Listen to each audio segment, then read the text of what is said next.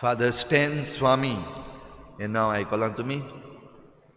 फादर स्टॅन स्वामी खेरीत भाशेन जेजू बराबर वावर करून जेजू बराबर पुंजायतालो आनी जेजूचें बरेपण शिपडायतालो आनी भोव करून जे समाजाचे देगेक उडयल्ले आसात, जांकां आयचे आमचे पदवेदार मनीस जे आसात ते आपणाच्या पोंदाक चिड्डूनूच दवरतात, तांकां ही एक पदवी एम्पावरमेंट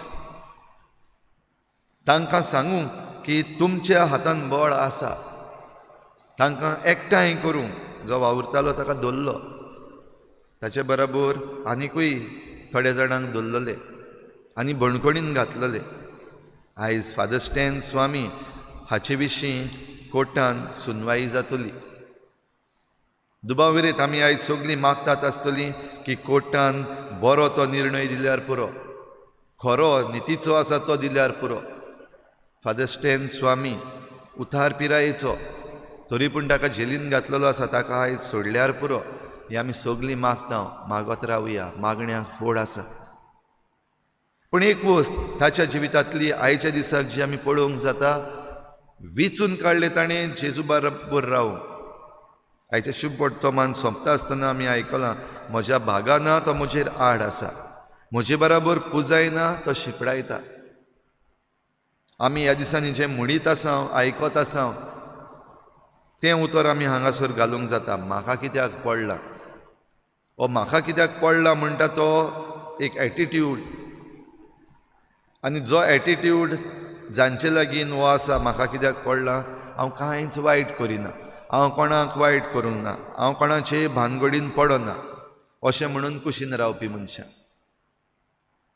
जाल्यार ओगीच रावन कुशीन रावतात तांकां आनिकूय व्हड पातक आसा म्हूण जेजू ह्या उतरांतल्यान आमकां सांगता, म्हज्या बागा ना तो म्हजेर आड आसा.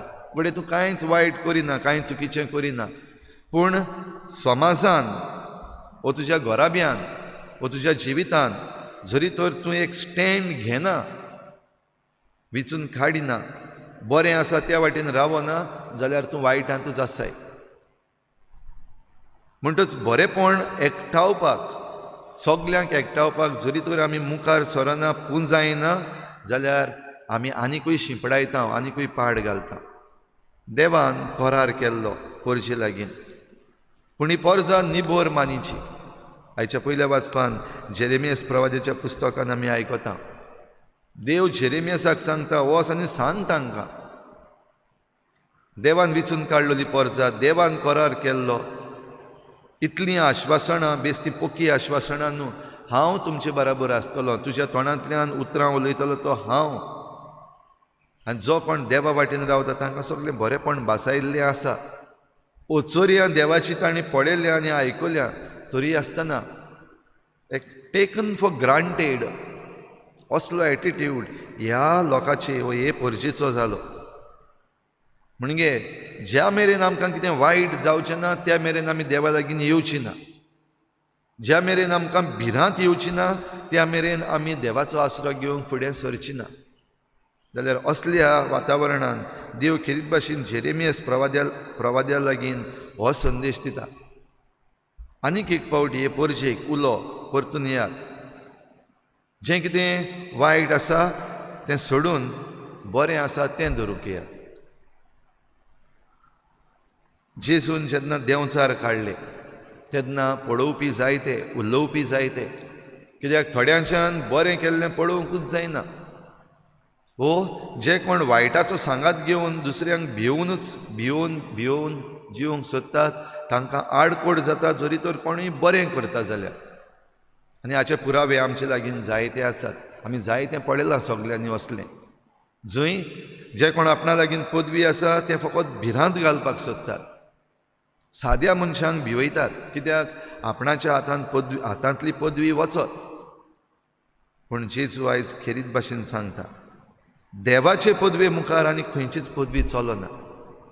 म्हणटच विचून काड, खंयचे वाटेन रावतलो तो. ह्या संवसारान दिसता तें पळोवन फकत जे कोण वायट करपाचे आसात, भिरांत घालपाचे आसात, तांचेच वाटेन रावता, फटवतलो. ह्या पासत भिवपाची कांयच गरज ना, भिवपाची कांयच गरज ना म्हणून फकत भिरांतूच घालतात, जाल्यार आमी चतूर रावपाची गरज आसा, बाराबर रावपाची गरज आसा. एकठांय रावून हे भिरांतीचेर जैत व्हरपाची गरज आसा. आनी हे जैत व्हरपाक देव आमचे बराबर आसा, फकत आमी देवा बराबर रावपाक जाय. तरी कृपा आयज आमकां सगल्यांक मागुया, आमचें मन उजवाडोवंक, आमी समजून घेवंक आनी आमी एकामेका बराबर हाताक हात धरून बरें आसा तें करूंक फुडें सरूंक, जेजू बराबर पुजावंक. आनी तेन्नाच आमकां सगल्यांक तारण मेळटलें, आमकां सगल्यांक खुशालकाय मेळटली, आमकां सगल्यांक जिवीत फावो जातलें.